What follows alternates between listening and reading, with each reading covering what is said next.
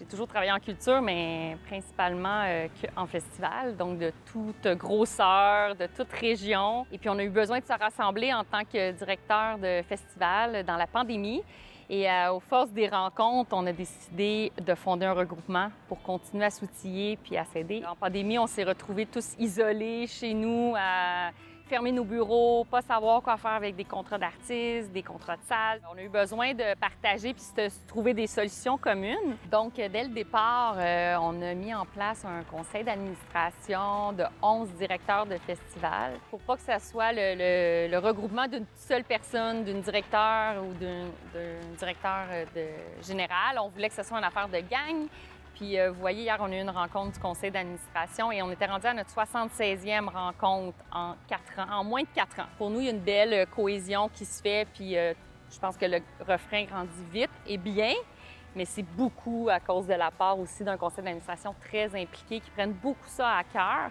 Le refrain, effectivement, c'est un bel acronyme qu'on a trouvé pour regroupement des festivals régionaux artistiques indépendants. On aime beaucoup notre nom, mais ce n'est pas que des festivals musicaux, c'est des festivals de toute discipline et de toute région du Québec, avec des budgets annuels de moins de 5 millions, ce qui fait qu'on est pas mal tous dans le même type de créneau d'activité. Un des critères importants qu'on a décidé dès le départ, c'est on voulait un regroupement d'OBNL. Mais on trouvait important d'avoir le même créneau d'enjeu, le même créneau de gouvernance quand on a des fonds publics. Bien, c'est important pour nous que ça vienne à un OBNL puis que tous les revenus soient redistribués à la communauté.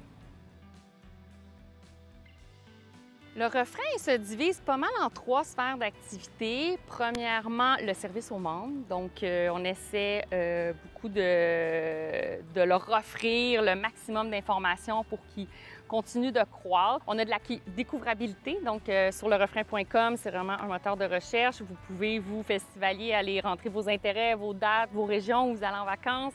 On a des collections aussi, Festivaler avec son chien, Festivaler en camping. Puis, vous pouvez vraiment découvrir les festivals. Et l'autre section, c'est vraiment le partage. Donc, on essaie de travailler mieux tout ensemble. On sait que là, il y a l'inflation, une pénurie de main-d'œuvre, on sort d'une pandémie, c'est difficile. Les fonds publics sont de moins en moins au rendez-vous. Fait qu'on fait des projets de mutualisation pour essayer d'outiller. Puis, il y a des partages qui se font entre les membres. Puis, ils peuvent sauver des coûts, peuvent faire du partage de ressources humaines. Puis, on est dans un air vraiment pas facile en culture.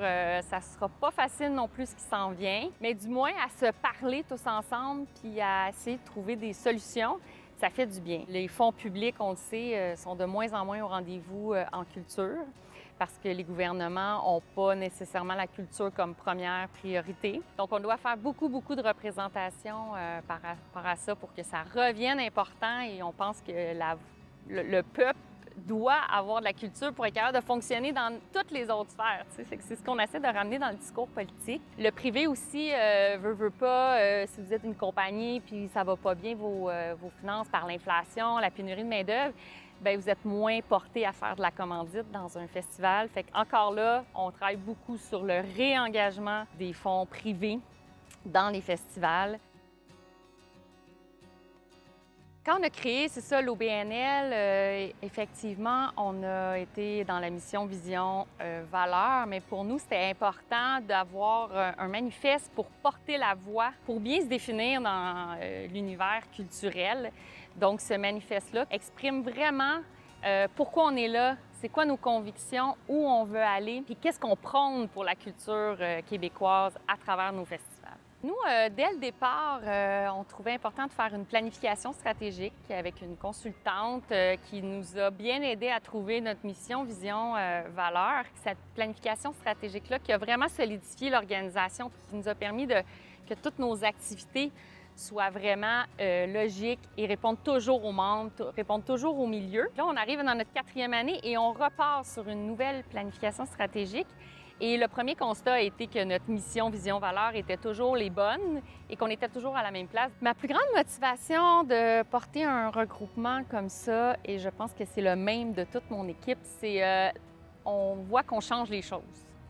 par petits pas, mais on sent vraiment qu'on est une voie différente. On fait des collaborations avec plein d'organisations différentes, puis avant, c'était beaucoup plus en silo, parce que pour l'instant, on fait beaucoup avec peu, fait qu'il ne faut pas non plus se perdre dans tous ces projets. Il faut continuer à être intelligent dans nos décisions. Puis avec nos projets de mutualisation puis de partage, si tout ça grandit puis ça devienne une habitude de travail, une habitude de vie, de partager, dans 3 à 5 ans, je pense qu'on va avoir une mission accomplie sur les nouvelles façons de travailler.